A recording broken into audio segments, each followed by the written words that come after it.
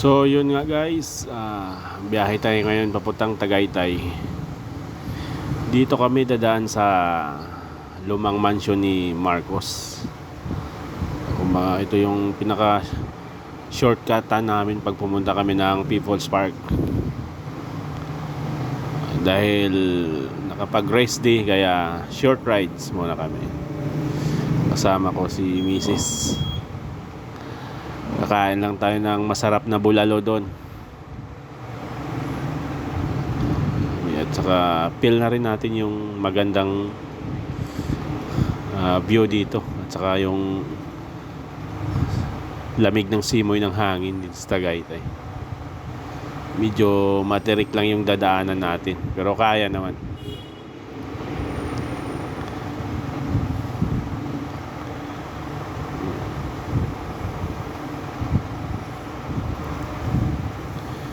Pero mas maganda mag-rides dito pag Saturday guys. Marami kang kasabayan ng mga rider din. At saka mga bikers. Dito sila dumadaan, nagsi-shortcut.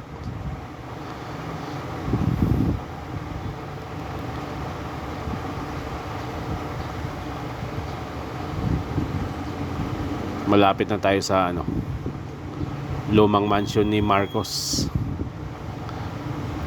Dito kadalasan tumatambay yung ibang mga bikers at saka riders. Papahinga tayo, dadaan lang tayo. Medyo di pa simentado yung lugar na to, kaya medyo mabuhangin at medyo madulas. Kaya ingat lang tayo pag dumaan dito. Dahan-dahan lang.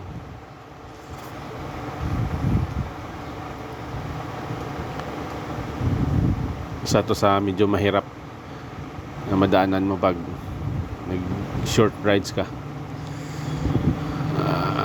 Shortcut galing Calamba to Tagaytay. Saan tayo?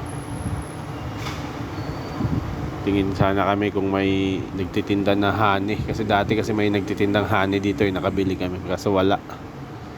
Diretso na lang tayo. Dandahan lang tayo at medyo madulas, buhangin.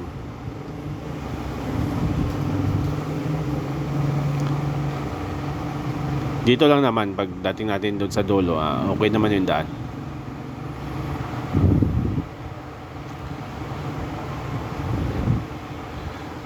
Dito lang naman na portion na to yung paakyat. Madadaanan din natin to yung Kambal Ahon sinasabi nila, yung Kasili Road. Laging dinadaanan na pinupuntahan ng mga bikers. Okay, dito medyo maganda ng daan dito. So guys, dito na tayo. Ayan. Ang ganda ng view dito sa taas. Video muna tayo habang iniintay natin yung ating order. Kain muna kami. Ayan. Lamig dito. Lamig ng simoy ng hangin.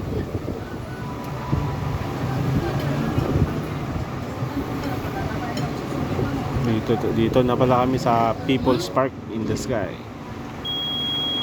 Picture muna tayo.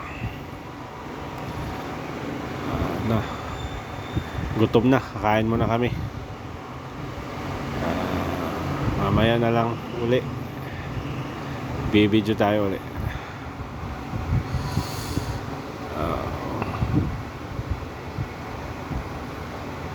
Nice.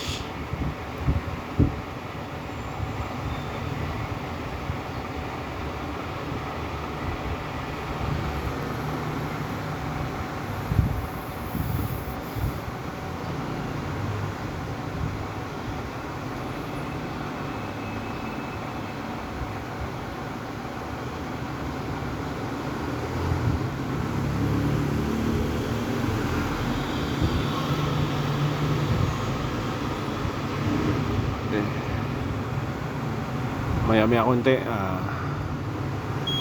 ikot-ikot muna tayo rito sa People's Park. Kuha tayo ng mga picture na maganda. Ganda lang kasi ng view dito sa taas, kaya hindi ako makaalis-alis. Ayan o. Oh.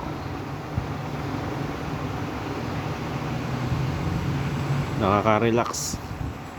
Nakatanggal ng stress.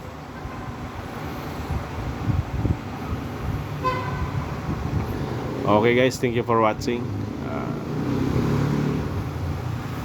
Ikot muna kami. Thank you.